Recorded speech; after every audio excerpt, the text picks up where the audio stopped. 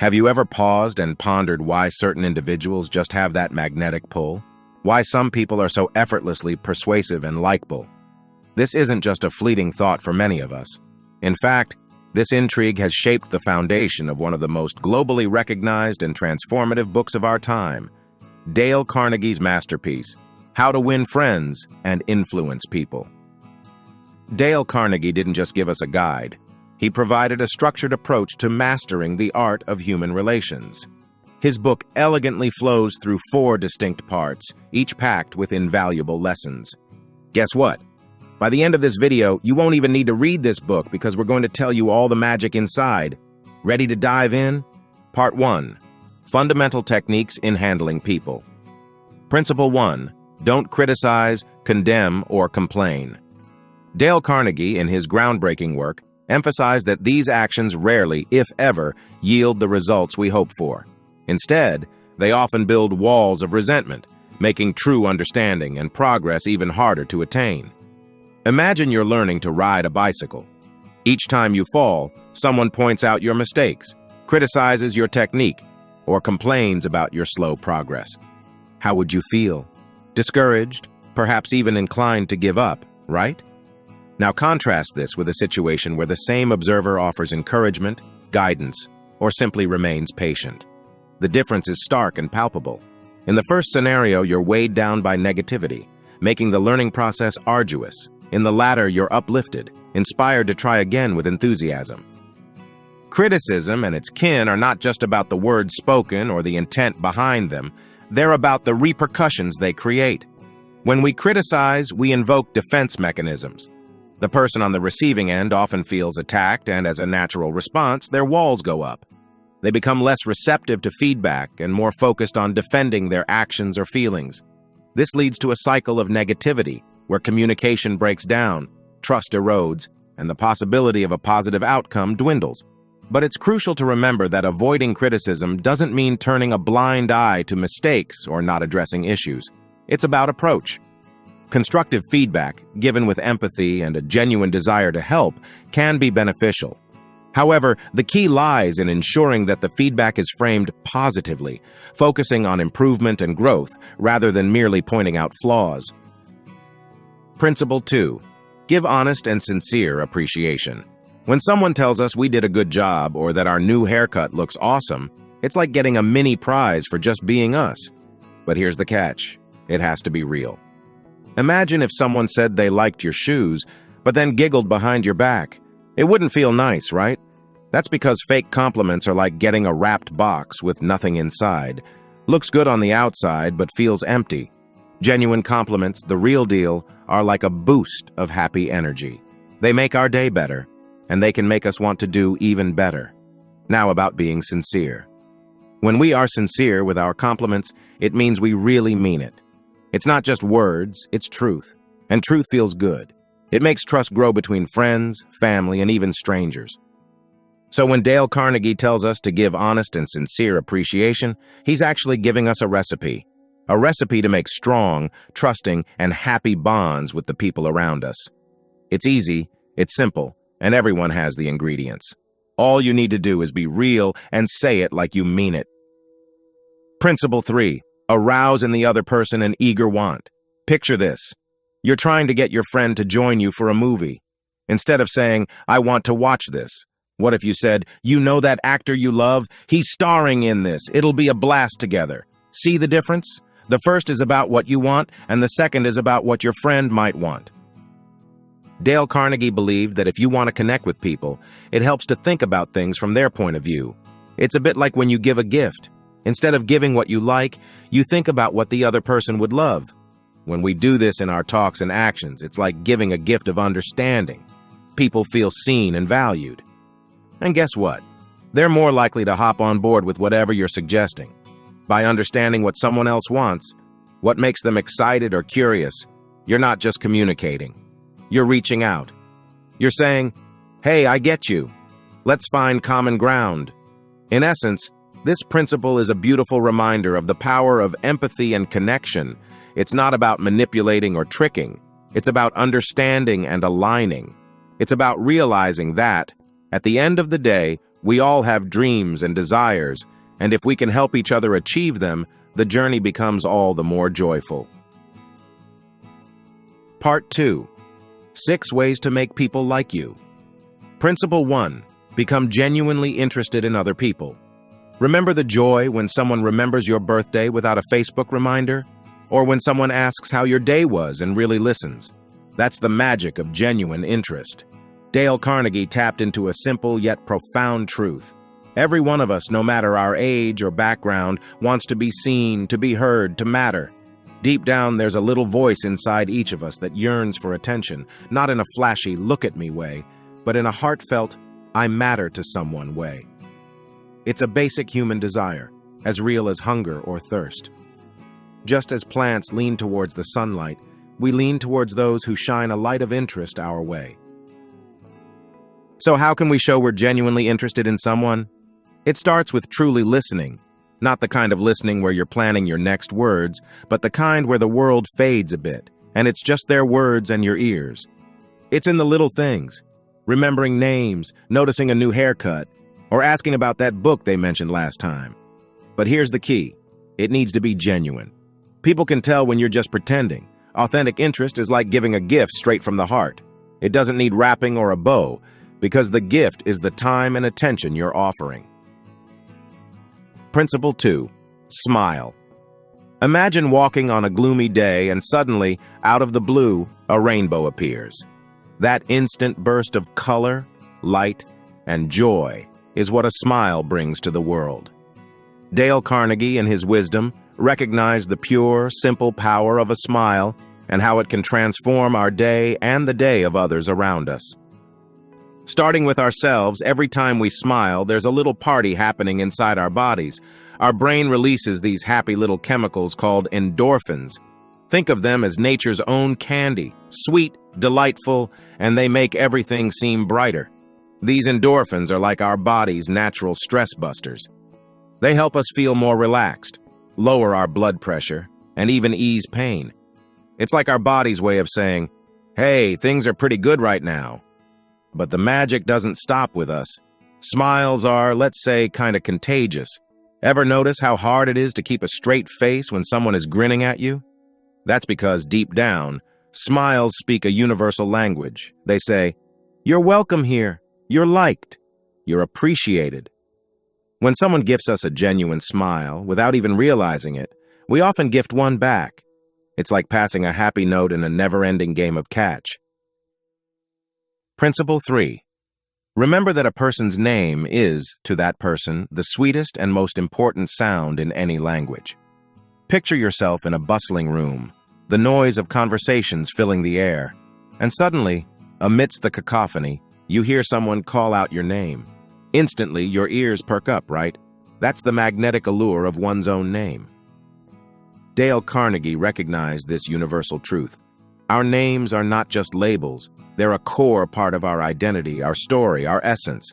Our names carry the weight of our histories, our memories, and our aspirations. They've been whispered lovingly by parents, shouted by friends in a playground, and carefully penned on milestone certificates. When someone remembers and uses our name, it's as if they're saying, I see you, I acknowledge you, you matter to me. It's an unspoken hug, a signal of respect and appreciation. But let's be real. Names can sometimes slip through the cracks of our memory. We've all had those awkward moments of forgetting someone's name. So how do we ensure we remember?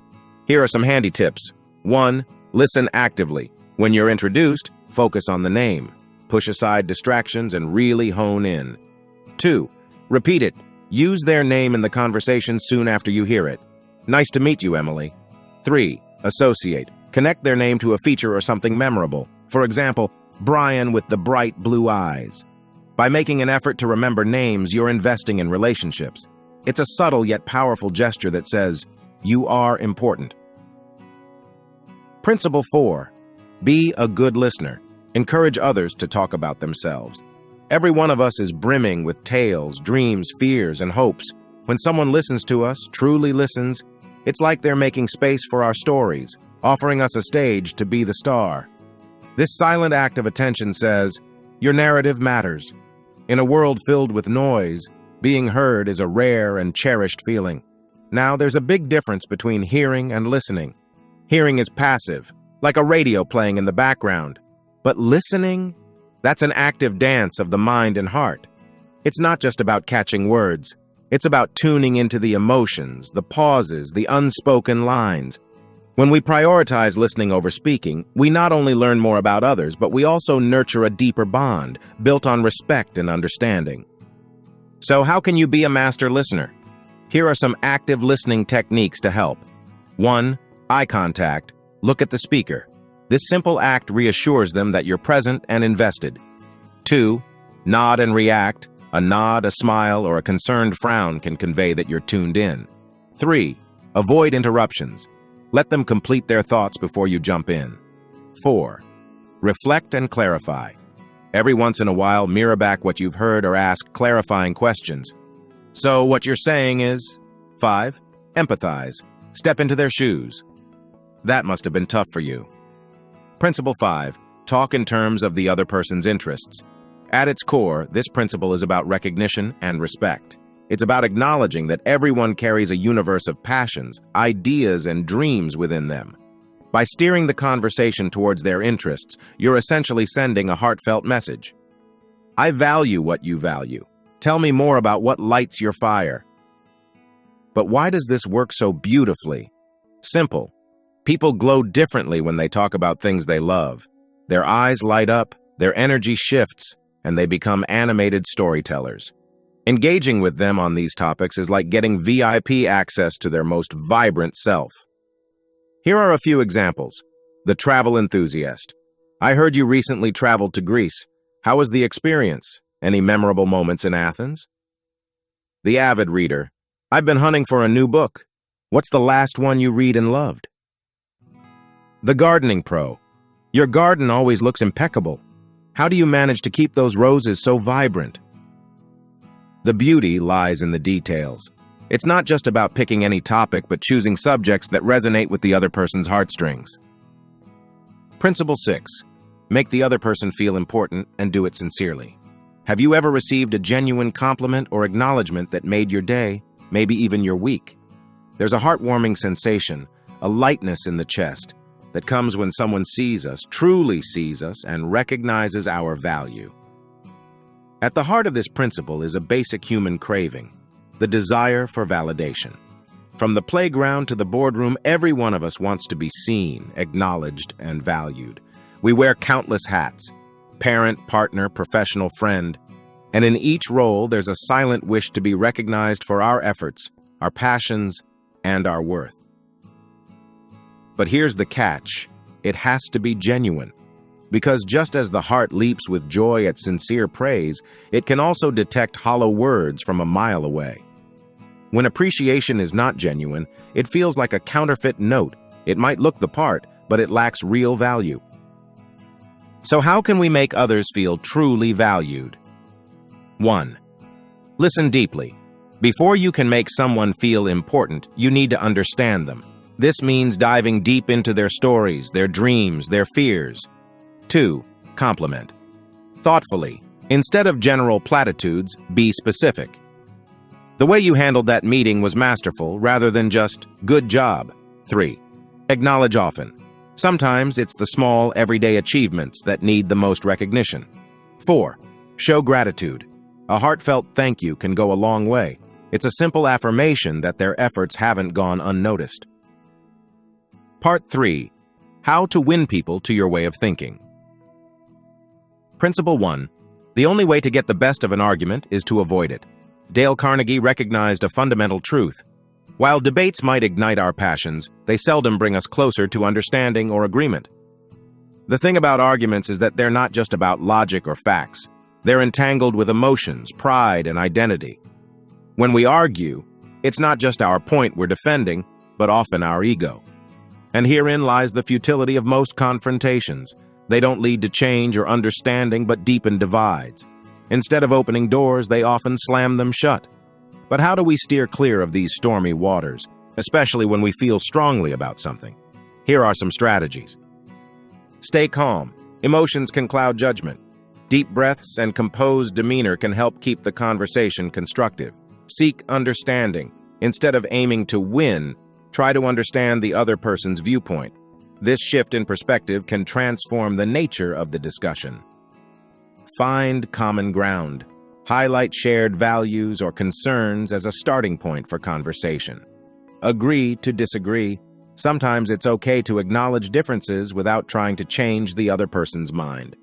Dale Carnegie's principle serves as a wise reminder that our goal in interactions isn't to emerge victorious, but to connect, understand, and foster mutual respect. After all, while arguments come and go, the bridges we build or burn in the process have a lasting impact.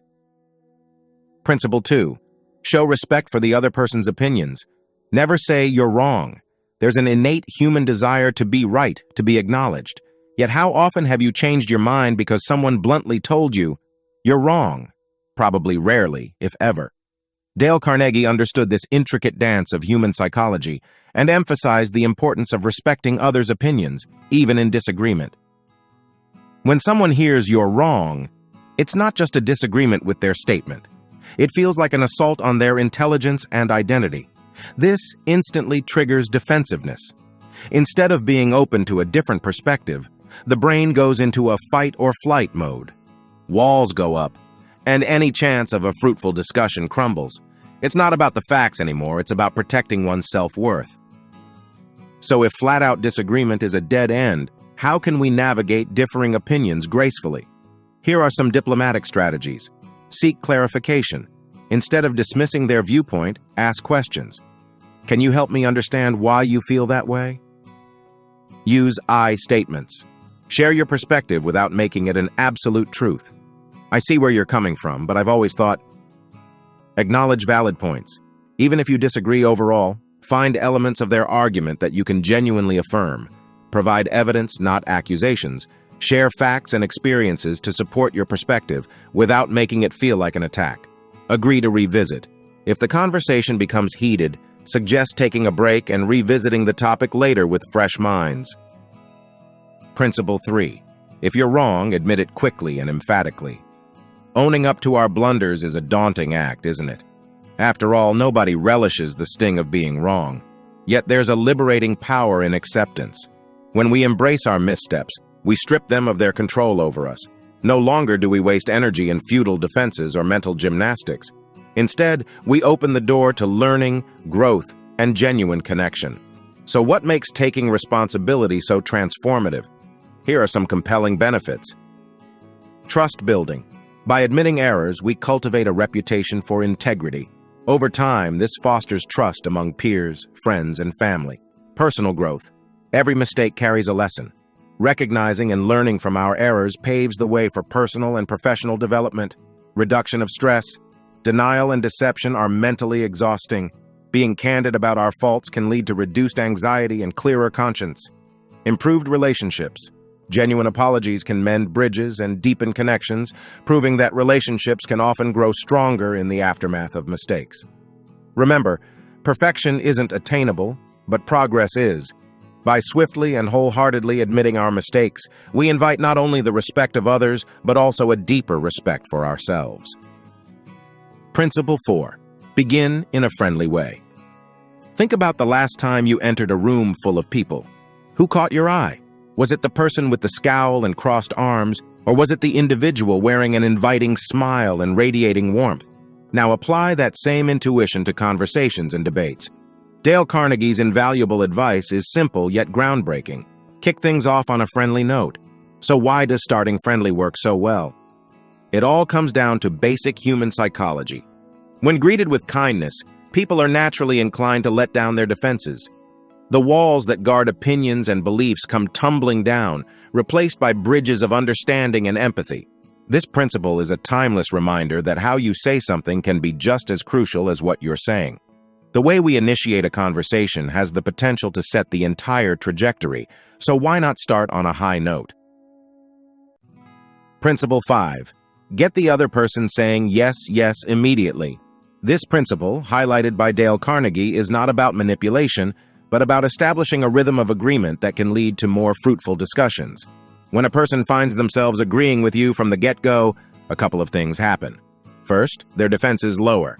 They're no longer on guard, ready to counter-argue, but are instead aligned with your perspective. Secondly, this pattern of agreement establishes a level of trust and camaraderie, suggesting that you're on the same team with a shared goal. So, how can you practically harness this principle? Start with mutual agreements. Begin the conversation by highlighting facts, beliefs, or opinions you both share. It forms a solid foundation. Affirmative nudging. Use verbal cues that seek agreement like, "Don't you think?" or "Isn't it true that?" to prompt positive responses. Maintain a positive tone. Your enthusiasm and positivity can be contagious. By maintaining an upbeat attitude, you encourage your partner to mirror that energy. Principle 6. Let the other person do a great deal of the talking. Now, it might seem counterintuitive, especially if you're brimming with ideas or opinions, but herein lies the magic. When you give space for others to voice their thoughts, you're doing more than just passively absorbing words. You're actively showing respect, investing in their feelings, and most importantly, learning about them, what drives them, what concerns them, what inspires them. Why is this strategic? For starters, understanding is the key to influence. When you truly grasp where someone is coming from, you're better equipped to find common ground or tailor your points in a manner that resonates with them. Moreover, as they articulate their thoughts, they might discover inconsistencies or even gain new insights, leading them closer to your perspective, sometimes without you making a case at all. So, how can you apply this principle in real life? Active listening. It's not just about hearing, but genuinely processing what's being said. It's an invitation to walk in their shoes. Ask open-ended questions. Encourage them to delve deeper by asking questions that can't be answered with just a yes or no. Avoid interrupting. Let them complete their train of thought. It shows respect and can lead to richer, more nuanced discussions. Principle 7. Let the other person feel the idea is theirs. Ever watched a child's eyes light up when they build something, even if it's just a tiny sandcastle or a misshapen clay pot? There's a gleam of pride, a sense of accomplishment, and sheer joy in their expression. This instinct doesn't fade as we grow up. It simply transforms. In the adult world of ideas and discussions, that same pride emerges when we feel a sense of ownership over an idea or solution. So how can this principle be leveraged in conversations? By letting others feel the idea is theirs. You're not just seeking agreement or acceptance. You're forging a partnership. After all, in the grand tapestry of human interactions, it's the threads of collaboration and shared ownership that create the most enduring patterns. Here are some tips you can use to apply this principle. Ask probing questions. Instead of presenting your idea outright, pose questions that lead them towards it. This way, they arrive at the solution themselves. Use inclusive language. Phrases like, "You made me think," or "building on what you said," can make them feel integral to the ideation process. Principle 8. Try honestly to see things from the other person's point of view. Empathy, in many ways, is like a bridge between these crossroads. It's not merely about seeing the other path, but walking a mile on it. Feeling the gravel, sensing the turns, and experiencing the winds of another's journey allows for a profound understanding, something mere observation can never achieve. And when you genuinely strive to grasp another's perspective, several magical things happen. Firstly, it dissolves barriers. When someone feels genuinely understood, defenses drop, making way for more open, constructive dialogues. Secondly, it enriches our own understanding. Seeing through another's lens often reveals aspects of a situation we might have overlooked, leading to richer, multifaceted solutions. So how can you channel this principle into your interactions? Pause and reflect. Before responding, take a moment to process what's being said. Try to feel the emotions and motivations behind the words. Ask clarifying questions. Instead of assuming, seek clarity. Phrases like, "Help me understand," or "Can you elaborate on," can provide deeper insights. Mirror their feelings. Sometimes simply acknowledging their emotions with statements like, "It sounds like you're feeling," can show that you're genuinely trying to connect. Principle 9. Be sympathetic with the other person's ideas and desires. Dale Carnegie, with his keen insight into the human psyche, recognized the powerful resonance of sympathy, not in a patronizing way, but as a genuine understanding and acknowledgement of another's feelings and desires. By being sympathetic to another's ideas and desires, you're laying down bricks of mutual respect and understanding. In Carnegie's vision, it's not about changing your sails to match every wind, but ensuring that every wind feels acknowledged, understood, and valued. In the vast ocean of human relationships, such ports of sympathy become havens of trust, collaboration, and lasting bonds. So how can you apply this principle in real life? Active acknowledgement. It's more than just hearing. It's saying, "I see your point," or "that must be tough for you." These affirmations, even if they don't denote agreement, convey respect for their viewpoint. Avoid counter-arguments immediately. Even if you have a different perspective, give their thoughts some breathing space before presenting your own. It's like saying, "I value your input." Offer support. Where possible. While you might not align with their entire viewpoint, find elements you can support or appreciate and vocalize that agreement. Principle 10. Appeal to the nobler motives.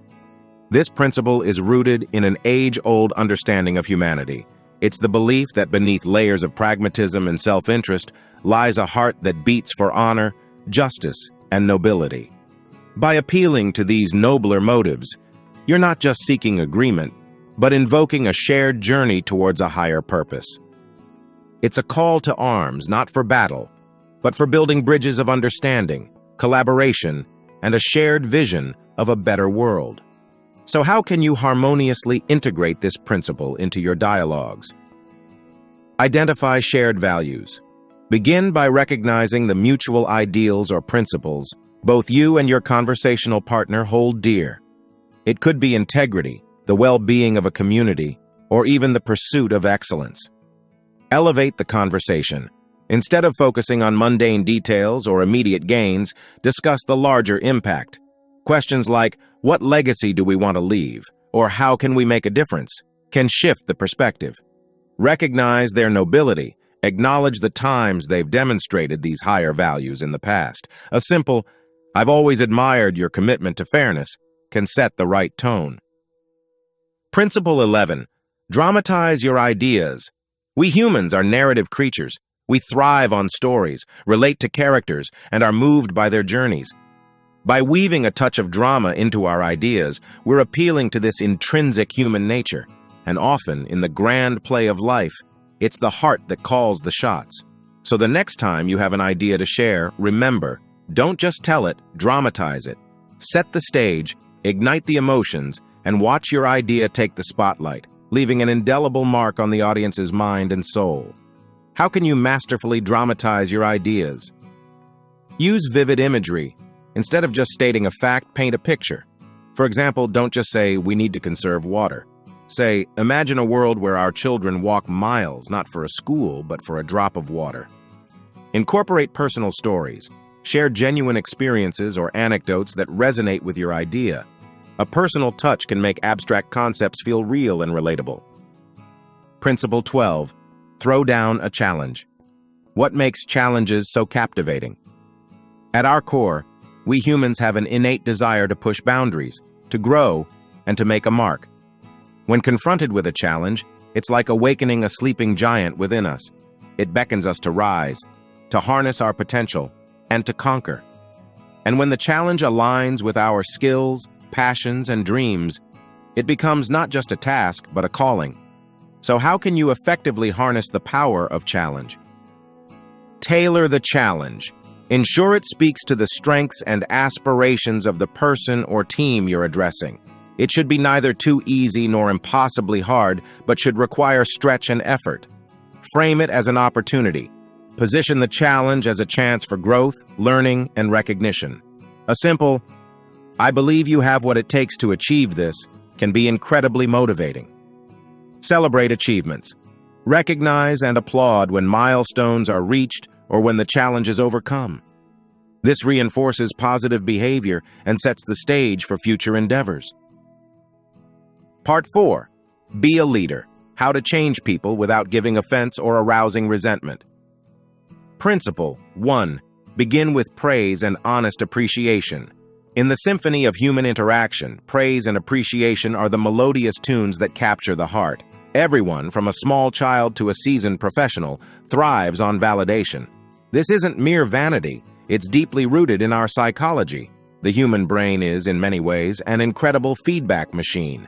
When we receive positive feedback, it triggers a rush of endorphins, those feel-good chemicals, making us more receptive, more open, and more motivated. Imagine being called into your boss's office. If the conversation begins with a list of all your recent mistakes, you're immediately on guard, defensive, and less receptive to feedback.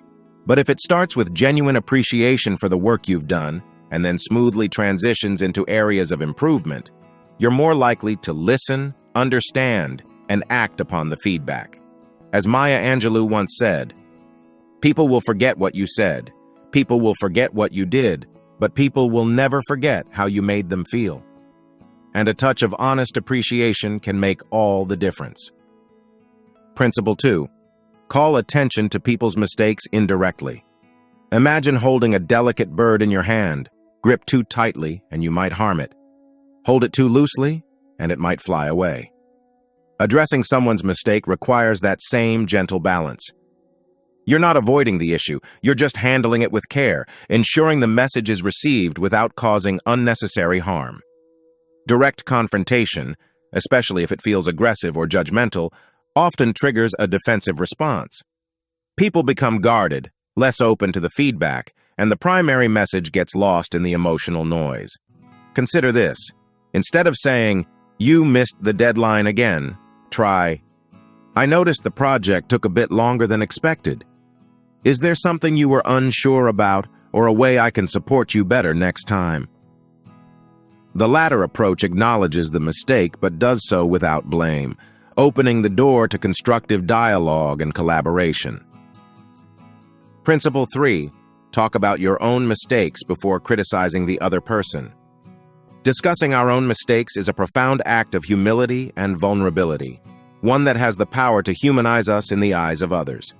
It's not a sign of weakness, but of courage and self-awareness. When you discuss your own errors before addressing someone else's, you're essentially leading by example. You're showing that recognizing and admitting mistakes is not just acceptable, but commendable. It's an implicit promise that the conversation isn't about blame, but about growth and learning. By acknowledging our own fallibility, we set a powerful precedent, urging others to introspect and acknowledge their areas of improvement without feeling isolated or singled out. So, the next time you're on the brink of pointing out a misstep, remember the beauty of humility. Share a chapter from your own book of errors. It might just make the subsequent pages easier for the other person to read and understand. Principle 4. Ask questions instead of giving direct orders. Picture a bustling kitchen during dinner rush. Two chefs stand side by side. One barks, "Chop the onions now." The other, with the same urgency, inquires, "Could you help with the onions?" Both want the same outcome, but their approach makes a world of difference in the atmosphere of the kitchen and the morale of the staff. Questions, by their nature, invite introspection and engagement. When you ask someone, "Do you think this might be a better approach?" Or, "Could we try doing it this way?" You're not just seeking compliance, you're opening a dialogue. You're conveying trust in their judgment, even if the direction is somewhat predefined. This isn't about being manipulative or indirect. It's about recognizing that people, regardless of their position, crave respect and agency. And when people feel respected, they're not only more likely to take action, but also to do so with greater enthusiasm and commitment. Principle 5. Let the other person save face. Humans by nature are prideful creatures. Our self-worth, confidence, and the way we perceive ourselves play vital roles in our daily interactions. No matter the setting, be it professional, social, or intimate, a blow to one's pride can have a profound, lasting impact. More than just hurt feelings, it can erode trust, hamper collaboration, and undermine relationships. Everyone errs. It's a universal truth. But when those mistakes are met with ridicule, direct confrontation, or public chastisement, the fallout can be detrimental. Letting someone save face isn't about ignoring mistakes or sidestepping accountability. It's about addressing errors with empathy and understanding. It's the difference between publicly reprimanding an employee for a lapse and discussing it privately, offering solutions rather than just pointing fingers. Principle 6. Praise every improvement. Neurologically speaking, praise acts like a little shot of dopamine to our brains, the feel-good neurotransmitter. When we are recognized for our efforts and improvements, this biochemical response triggers feelings of pleasure, satisfaction, and motivation. It's nature's way of saying, "That was great, do it again." No matter how big or small, every improvement indicates progress. By acknowledging these steps forward, you are reinforcing the idea that effort leads to results. This not only boosts self-confidence, but also inspires further action. When people feel valued, seen, and understood, they are more likely to take risks, embrace challenges, and persist in the face of setbacks. Principle 7. Give the other person a fine reputation to live up to. Imagine being told you have the makings of a great leader or that you're known for your unparalleled integrity. Such commendations aren't just flattering, they form a vision, a reflection of your best self. And when someone believes in that reflection, you're more likely to strive and embody it fully. This is the essence of giving someone a stellar reputation to live up to. When you entrust someone with a reputation, you're not just labeling them. You're laying down a foundation, a platform from which they can leap to greater heights. Leaders, teachers, and influencers throughout history have employed this principle to bring out the best in people. When you show someone the finest version of themselves, they rise to the occasion. They work harder, dream bigger, and shine brighter, not just for their own sake, but to honor the faith you've placed in them. Principle 8. Use encouragement. Make the fault seem easy to correct. Every one of us, at some point, has faced challenges that made us question our capabilities. And in those moments, words of encouragement can be the beacon of light we desperately seek. Encouragement isn't just about softening the blow. It's about highlighting the path to improvement, making obstacles seem surmountable, and turning setbacks into setups for comebacks. True encouragement is more than a pat on the back or a casual, "You'll do better next time." It's about recognizing the effort, understanding the setback, and providing guidance on the next steps. It's about making someone feel seen, understood, and most importantly, capable. Principle 9. Make the other person happy about doing what you suggest. People tend to be more enthusiastic about tasks or projects when they feel a sense of ownership or personal connection. It's not just about getting the job done, it's about the mark they'll leave, the impact they'll have. By highlighting this sense of ownership, you're appealing to their pride and their desire to make a difference. To make someone truly happy about doing something, we first need to understand what they value. Is it recognition, learning, adventure? By aligning your suggestions with their innate desires, you create a magnetic pull towards the task, turning what could be a reluctant obligation into an eager endeavor. In the end, it's about the human touch. Instead of pushing, you're inviting. Instead of demanding, you're enticing. And in the process, you're turning tasks into adventures, challenges into opportunities, and duties into delights. There you have it, a comprehensive summary of Dale Carnegie's timeless classic. If you found this information-packed and want to truly internalize these principles, don't hesitate to revisit the video multiple times. Grab a pen, take notes, but above all else, put these principles into action. Your personal and professional growth awaits. If this content resonated with you, please show some love by hitting that like button, sharing your thoughts in the comments, and of course, subscribing to stay updated on more insightful content.